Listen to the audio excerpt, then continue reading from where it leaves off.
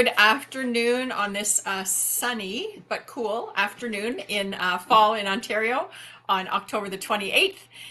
Your life is full of stories, and that's what makes you unique in your business. Those experiences, opinions, and values are the sum of you. I'm Helen Harwood Snell. I'm an expert storyteller, certified communication coach, and I show you how to embrace stories, to be seen, to create trust, and to close more sales. And what I love to do is every week I bring on a guest so that we can share their stories with you. You can learn a little bit more about their business, and you can learn a little bit more about storytelling to give you confidence in your messaging. And then I'm going to, at the end of our conversation today, take a story that my guest is going to share with me, and we're going to build that into a business story so you can see how simple it is to do for your purposes of social media, presentations, speaking from stage, whatever that may be. Storytelling is such a key component. So if you're watching live, please say hello. If you're watching on the replay, give me a hashtag replay. It's always great to hear from you. Today, I am joined by Sylvia Caleri, and we may want to add Sylvia Caleri Blanco is her full name if you're looking for her on some of the social media channels out there. Sylvia leads international retreats, workshops, events, and personal coaching to support both personal and professional evolution. She brings with her 30 years of corporate experience in sales and marketing. And her mission now is to inspire, empower, and uplift those around her, helping them step into their power and create lives filled with purpose, success, and spiritual fulfillment. Welcome, Sylvia. Thank you so much, Helen, for having me here today. I'm so You're blessed. very welcome. And sorry that I messed up on your name a little bit, because I thought of that when I was putting it together. Sometimes I see you as Sylvia Caleri, and sometimes I see you with your full name. So first of all, it's actually the reverse. It's the reverse. I dropped the Blanco because that was my married name, and there you go. Okay, my first name. Yes, there you go. I wasn't sure if it was one way or the other way, but I know some of your social media things I still see Blanco, right? Because a lot of people still know me, and I don't think Facebook allows you to change your name. So that was part of that. Yes. I think they allow you to change, what do you call it? Like the tag at the end of the Facebook thing, but not your actual profile. So yeah, correct. You're right about that. So we've just found out already that you used to be married. And I'm single and available now. There you go.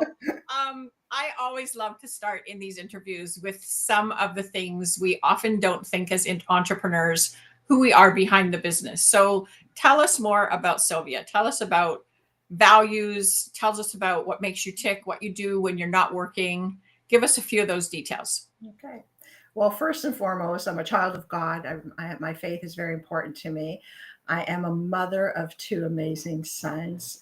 One is 32 and married and has a beautiful wife, and just made me a grandmother this past week. Congratulations. Thank you. And my other son here lives with me at home. I have an amazing network of friends and family that are very supportive. I'm very blessed to have I call my sisterhood, which we'll talk about a little bit more. I also enjoy lots of different types of music and dancing and karaoke. Yes. I didn't get the music gene the singing gene like my sister and my brother, because my sister sings professionally and my brother is an Elvis impersonator. But I'm boy. Well, you can hold your own behind a karaoke microphone. Yeah. Good stuff. Yeah. And you said you like a variety of music. Is there any kind of music that you don't like? No. Well, I mean, sometimes the hard rock that's too metal is a little bit too much, but I love all kinds of music. Dancing is what I love to do. Yeah, awesome. So is that actually like a bit of a hobby? Do you go dancing regularly? I don't. I want to more so, and I should fit that in more as a form of exercise. I really enjoy it. We should actually talk. When we talk a little bit more about your events. maybe you Hmm. could even start incorporating dance into some of those if you don't already. I We know have. somebody who can help you out with that. We have. We've done line dancing at some of my events. We've done Zumba. We've done salsa. Yeah, we've Oh, done. fun. Yeah. Okay, good stuff. I love that. Um, so I know through your business and through knowing you a little bit, socially as we've grown to know each other over the last little while, Mhm. that you have done a lot of great things. You've traveled around the world. You've had lots of experiences. Is there a couple of things on your bucket list that you still have yet to do? Oh my, so much more, so much more. And I just wish I had more time in a day to do more. For me, Helen, it's about giving back. And one of the things that I really enjoy that I have done is a mission in Panama, working with underprivileged women and children. It was so rewarding. I can't even explain it in words because it just was something that I've been wanting to do for a long time. And when I actually did it, it was a lot. It took a lot out of me, like physically and mentally, because seeing people in their situation and not being able to help long term, but do Mm, what I could and have the impact that I could in the moment is what yeah. I tried to do. And so I feel that, I made a little impact. We had like a mini kind of a retreat with the women and children where we went camping for a weekend. And so that was fun. So I got to connect with them one on one. And more so, it's kind of like you can't talk to underprivileged people saying, "Oh, what are your dreams? What are, you can't go into that. They're surviving just for the next meal." And Yeah. uh, so it's about what I tried to impose on them was that you have each other to lean on and support Mm, each other. So I focused more on that and being grateful for what they did have because gratitude creates abundance. And so yes. I'm trying to get them to focus on what they had as opposed to what they didn't have. Mm. Mhm. So is mission work something more still on your Yes, bucket list? You'd it like to do is. more of that kind of thing? I would love to do more of that. Yeah. It's Yeah. just a matter of time. Yeah. Yeah. And so with that, in mind, mission work, and you said, you are a child of God, you have a very strong faith. Tell us maybe two or three of your core values, what you really stand by. Well, for when I started my company, Authentically Evolving, that was a big thing for me because I said, what's truly going to represent me? And over the years, I've been through a lot, like most people. I wanted to have core values that represented my journey. So authenticity was really important to me, and that's where the Mm. name Yep. Authentically Evolving came because I truly believe that as we experience new things, we evolve, we learn, and we grow. And so those are things that really stay true. I try and stay true to myself and being true. Like I always say this, I'm going to tell you the truth because that's the only way I know how to do it.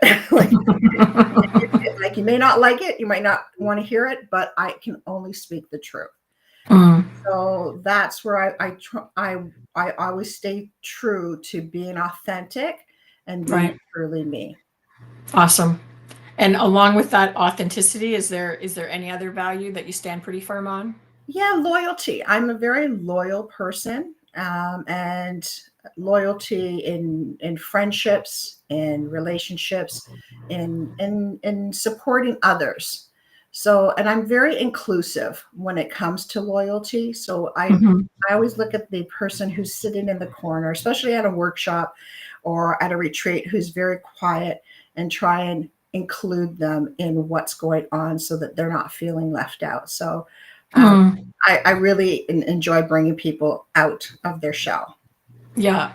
You know what? I can align with you on that. My experience is a little different because I do a lot of volunteer work in the special Mhm. needs community. Mm. But that is also my approach. If Yeah. I was just at bowling last night with the I call them kids. Some of them are probably almost as old as I am. But if I see somebody who's quiet or having an off day, there was actually one of the guys there yesterday had a little bit of a tough time when he was coming in, and you just kind of stop and you look at them and you talk right into their eyes and let them know that they're important. It's such a rewarding thing when you can make other people feel comfortable, right? So I love that that's part of your core values in your work. So tell us a little bit more now about what it is that you do in your work. Well, I do a lot of different things. So we'll start with what my core business is. I'm a certified life mastery consultant with the Brave Thinking Institute, who was run by Mary Morsey. And so I did my training with them, and it was life altering because what had happened was I went through the process that I put my clients through. Mm-hmm. I'm speaking from personal experience and how it changed my life and how I help others get from where they are to where they want to be and building the bridge to get there. Yeah. So I do that through one-on-one coaching, which I really enjoy because that's where you see the aha moments come to life. You see the transformation happening and the realization that we already have that exists within us. It just needs to be brought out and brought to the surface. So it's just bringing it out of people because we are stronger than we think. Mm. It already exists within us. So it's just about bringing it out of people because they don't know how. So as an effective and impactful coach, you need someone who's going to mentor you by sharing their experiences. You need someone who's going to give you the tools and the guides to help you get through those situations. You need someone who's going to celebrate your wins and cheer you on when you're doing well, but most importantly, keep you accountable on Mm. when you're not getting over the humps that you need to, because you need a partner in believing and what your dream is and what you want to achieve and accomplish. And that's what I do with my clients. Absolutely. I love that. And I love that you mentioned, celebrating the wins as well, because I think as entrepreneurs, we often don't realize what we have done. And we don't stop and take stock of that, right? We think of, oh, I didn't hit that goal, or someone else is that much further ahead of me, or whatever that situation might be. And we forget that we need to stop and reflect on the things that we have accomplished. And so that's why it's so great to have a coach or a mentor, to be able to do that with you. Um, so you said that you went through this life mastery coaching program Mhm. yourself. Can you share with the audience, kind of some of the revelations or changes in you that you experienced that you're now able to share with your clients? Yes. Well, there's how the program is broken down is it's a 12-week program, and it takes you from actually self-discovery to realization to actually writing a blueprint of your life, because a lot of times we take more time in planning a trip than we do our life. And so it's about really focusing and getting clarity on what you want. Because I've done workshops where I walk in and I say, what would you want in your life? A lot of people are like, I don't know. Like they're just, Yeah. they don't know. And Yeah. so it's about taking them back to what brings them joy. And, as a child, what were things that you were interested in? Because we kind of lose ourselves in the busyness of life, Yes. and going to school and studying and then getting Mhm. married and then buying a house and then the children. So especially as women, we kind of lose ourselves in that process. So it's about stepping back and getting them into that process. For me, it was about, I had, mental health issues at one point. I went through menopause at the age of 32. Oh, 32, and yeah. thought I was going crazy because of it. And so I didn't realize it was menopause. I thought I was, I had mental health issues with it, thinking like, what's going on with me? While my friends around me were thriving, I was really surviving and not knowing Wow. what's going on. So and then I had the health issues all along the way. I lost my parents. I had divorce. So weight gain was always an issue for me. My weight has always been a struggle for me throughout my life. And of course, now learning that early menopause causes a lot of that to happen. So it was about, learning about myself and understanding that I am the author, which you'll appreciate this, of my own story. Mm, This is where we need to really sit down and decide on what that story is going to be. yeah. We could dwell in it and own it, all these bad things that happen to us, like a badge of honor, like I'm a divorcee, and that's it, and that's our story. Or we can say, I have diabetes, or I am diabetic, as opposed to, I never said I am diabetic. I would say I have diabetes, because I will not have it forever. It's something I'm working on. So it's just about rewriting how we think about ourselves and who we truly want to be authentically. Mm, Yeah. yeah. And taking the time, like you said, to actually think about what you want to be, right? Yeah. You probably know this expression. Um, if you don't plan where you're going to go, you're going to end up somewhere else, right? And Yes. so something along those lines. And Mhm. and I think that happens so much when, you mentioned school and, getting married and having a career, and often, men and women both, but I know that your work is with women, but we often get told the direction we should go, right? Mhm. Like, you're really good in math, so you should go into whatever profession, or that's what you should study in university. And you just kind of keep going down this path, and then you end up somewhere when you're not even sure how you got there, right? So So true. there's never a time that's too late, I don't think, to be able to stop and take stock and decide where it is that you want the rest of your days to go, right? Absolutely. So um, is there a kind of an age demographic that you find yourself mostly working with, women? It really depends on where they are. I try and Yeah, meet them where they're at. yeah, So there really is no age restriction, yeah, because it's just people are going through different things at different parts of in their life and their journey. So yeah, someone who's young, who's just starting out, trying to find out what they want to discover as a career or as a job, or do they want to become an employee or an entrepreneur? Or is it someone who, like myself, at the age of 50 or 45, redefined myself and becoming a coach after a 32-year career in sales and marketing? So yeah. and a lot of people, like I work with other companies where I sit on, they call it a grizzly den, where people have lost their job, or they're just have been laid off, and they're now going through a program that they have to learn how to write a resume, because they've never had to. They've had only Right. one job, and they have to learn how to interview. And so they go through a program, and then they present to this grizzly den, and I'm one of the grizzlies that then says if they get the certification or not. And they go through, and we certify them or not, or they need more work if they're ready to go to market.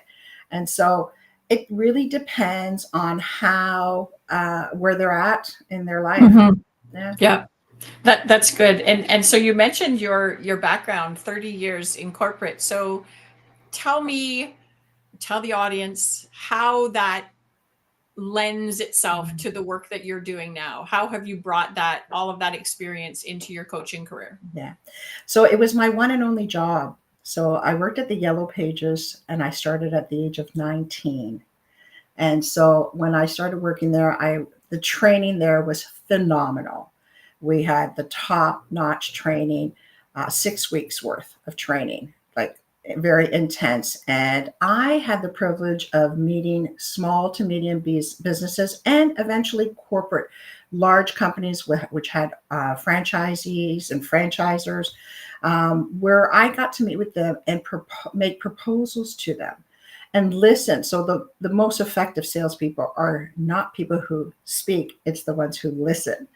And so Absolutely. it's about listening to what their needs were, what their priorities were, and working what you had to offer that would bring them value to their business.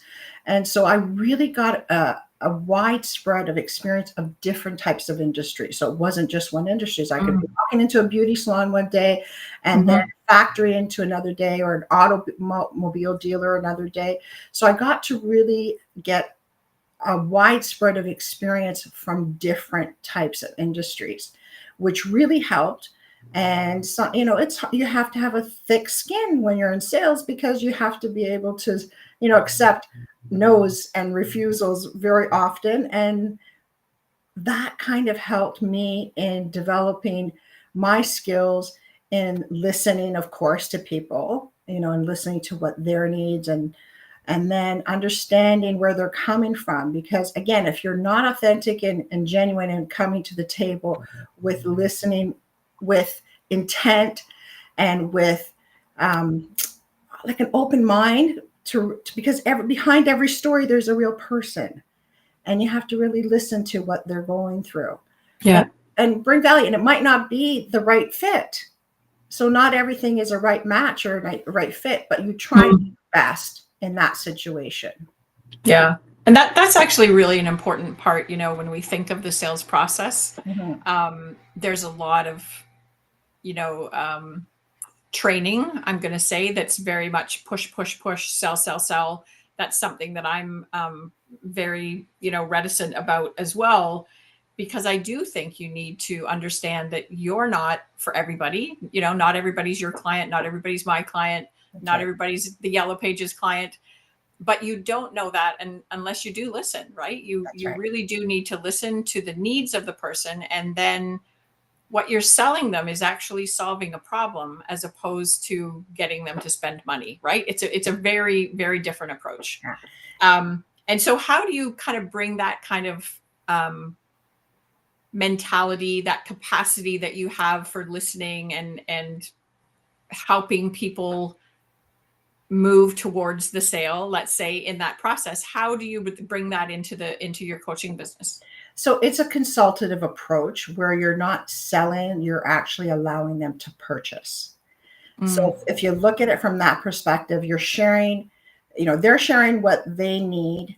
You're telling them what you do. And if it matches, great. And if they're seeing the results that you have shown, like if you could show them the results or the solution to their problem through third party stories or experiences that you've had in the past, then yeah, that really makes a big difference. You have to allow them to make the choice to purchase as opposed to selling them on the idea. It's right. just we used to call it the feature benefit statements. Here's a feature and then you share the benefit. But it's back to old school, like 101 sales training, but it still works. It still applies. You tell them what you do and you tell them the benefit behind what you do. Right. And as And long so in your coaching business, that what I'm hearing you say is that you're guiding them, or you're giving them the features and letting them see the benefits. If I actually choose to take this path to improve my life, to reach my goals, to, do whatever, that's right. it's that same idea of talking someone through a sale. Yeah. But you're selling them their own future, which is pretty cool. Right. It's so true. And that you put it that way, it is, because they're not realizing, like, you could tell them a story about someone else and their experience, and that's great. But if they could actually visualize it, and if you put it into a format where you're actually putting them through the process of visualizing and manifesting it, then that Mhm. really does help. Yeah. Yeah, that's fantastic. And so besides your one-on-one coaching, I know that you do events and workshops, and you've got some events coming up. So share just a little bit of a smattering of some of the things you've got coming up over the next few months. Well, I have a few things going on. So also, when it comes to the coaching, I do workshops also, and I also do women's retreats. And so one of my retreats is coming up in January in Niagara Falls at the Niagara Falls Mount Carmel Monastery. This is my fourth time doing a retreat there. My first retreat had 26 women between the ages of 29 and 92. So when we talk Oh, about age range, it all wow. Okay. depends on who's attending and who wants to get something out of it, because everyone's going to get something different from every retreat. So my retreats are pretty immersive and interactive. I do a couple of workshops and it's on personal development, and depending on the theme of the retreat. And Hmm. then we have interactive activities. It's about bonding and connecting with each other. And then we have some fun. We do some dancing, or we'll do some yoga, or we do some salsa, whatever. We do some arts and crafts, whatever it is. I've done a retreat in Panama where we did interactive day day trips where we would go on do excursions, and Yes. same with it in Jamaica too. We did excursions, so we mix it up and make it really fun, and so it's about learning with purpose. Mm-hmm. Mm-hmm. And I know that giving back is a big part of what you do. When you go to a place like Panama, for example, do you do any kind of charitable work as part of your retreats? Yeah, so that was the extent of after my Panama retreat. I went and did my mission. But in Jamaica, we took the whole group and we spent a day at a women's shelter. And Uh, so we had planned it in advance. And this is where my community of women really they come, they show up. I asked for, if anyone wants to donate some money to buy outfits for these women at the women's shelter. We knew it in advance. We had their names in advance. Everything was personalized for the 12 women that we were going to visit. And oh, so that's fantastic. we outfitted each one of them, and we bought stuff. I had a suitcase filled with stuff to bring over, and we spent the day with them. We had a pizza party. We did like a circle of communication. We interacted with each other and played, a couple of games. So it was very rewarding, and they truly appreciated it. Mhm. I think the greatest thing about doing any kind of work like that is you're helping the people that you're serving, but there's something that you take away from that, right? Like, I Mhm. know I've heard many different people talk about doing mission trips, and they come back saying they think they got more out of it than the people that they were serving, right? So there really is this beautiful dichotomy that happens in those circumstances. Yeah. So you have that coming up, Niagara Falls, in January. Yes. And then I know you've got another big event coming up in March. Yeah. So, on that note, the theme for International Women's Day is give to gain. Oh, In beautiful. giving, you gain. So, every for the past 4 years, this will be my fifth one in March. I host an International Women's Day conference, which has kind of evolved into a fabulous event where 100 to 150 women, we come together for the day from like 8:30 to 4:30, and it's full day of. We have speakers, phenomenal speakers, who talk about different topics. Could be anything to do from personal to money management to health and wellness. And then we have a fashion show. So we have some fun. And my models are my friends or women within my community. I don't get hire professional models. They're real people who are my models, who I truly appreciate. And then we have like we'll do an activity, like I said, like yoga or dancing. We've had cheating hearts doing line dancing one time. We had belly dancers.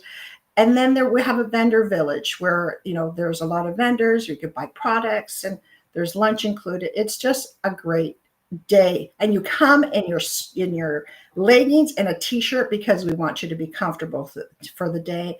And just we're going to move. It's going to be very interactive. Yeah, super fun. Yeah. So that's coming up in March. Yes. So that is great. How I want to end this now is, I'm sure the audience can tell with all of the things that you've had going on in your life, you are full of stories.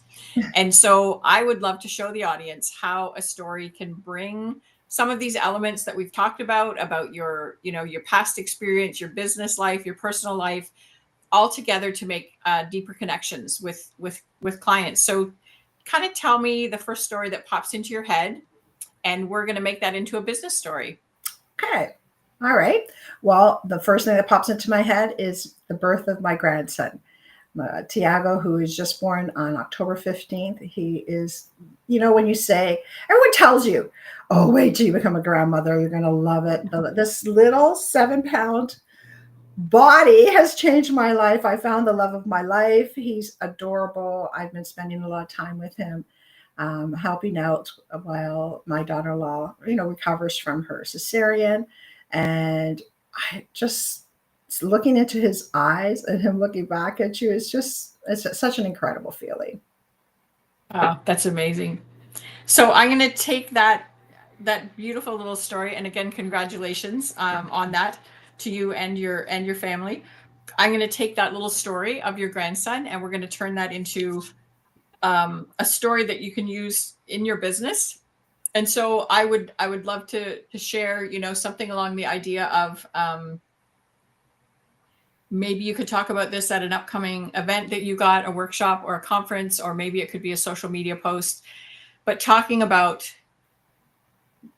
the anticipation of having your first grandchild is always really exciting, especially for the grandmother, I think, maybe even more than the grandfather.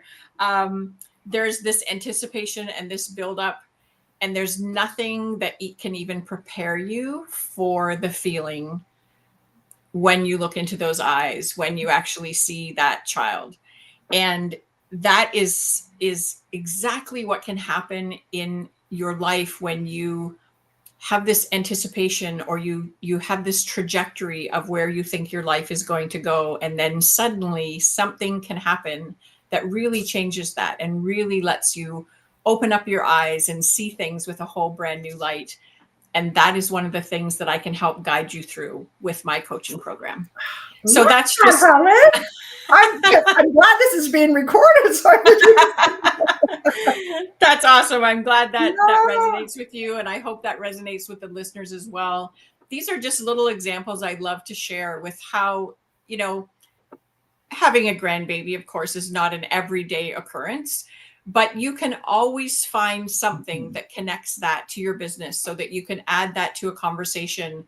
If there's an objection in a sale, if you feel like you're losing someone, there's a story that you might be able to bring in that you could tie into that. So I love to be able to demonstrate that. So I want to thank you so much, Sylvia, for joining me today. I feel like we could chat for hours. I just can't believe the time has passed already. Wow. I know. Here we are. So please tell the audience where they could reach out to find you, website, social media. Where's the best place to find you? Well, you can reach me at authenticallyevolving.com or at authentically evolving on Instagram, LinkedIn also, or Sylvia Caleri on LinkedIn also. And Pitch a Friend, which is something that we didn't, unfortunately, didn't get a chance to really mention. It's a singles mix and mingle that I also host. It's at varied events where you friends pitch their single friends to the audience in hopes to make a love connection or a new friend. So check out Pitch a Friend Toronto. That's a super fun idea. And so it moves in different locations around the GTA. Yes, it does. That's Yes, fun. it When does. is your Yeah. next one coming up? December 11th at Stack Market in Toronto.